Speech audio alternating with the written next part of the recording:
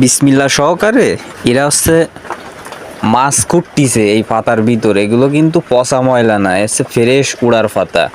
কিছু আছে পুরনো পাতা, কিছু আছে নতুন পাতা। এই নতুন পাতার ভিতরে হচ্ছে কি মাছগুলো ভিতরে ঢুকে আছে, তো এই জন্য সুন্দর করে বাছতে হয়।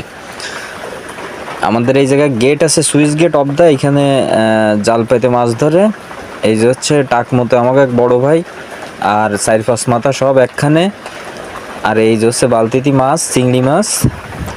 আর দেখেন দর্শক, এ তো ফুটবল খেলার মাঠেও এত দর্শক হয় না। হ্যাঁ, এই যে হচ্ছে আমাকে এক মামা, আর ওই যে কাকু, কাকুর ফুতা, মানে সবাই আছে, বহুত দর্শক। হ্যাঁ, আরও দেখতে থাকেন দর্শক কি পরিমাণ দেখতে থাকেন।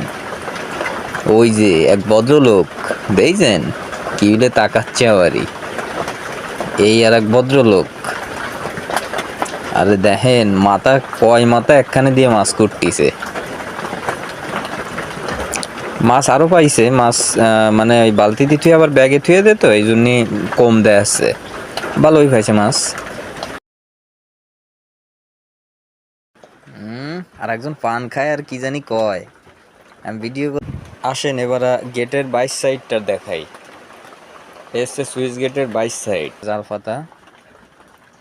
ওই জায়গা হচ্ছে জালটা হচ্ছে পানির তলে, এই জন্য ভালোভাবে বোঝা যাচ্ছে না। এই যে খাল,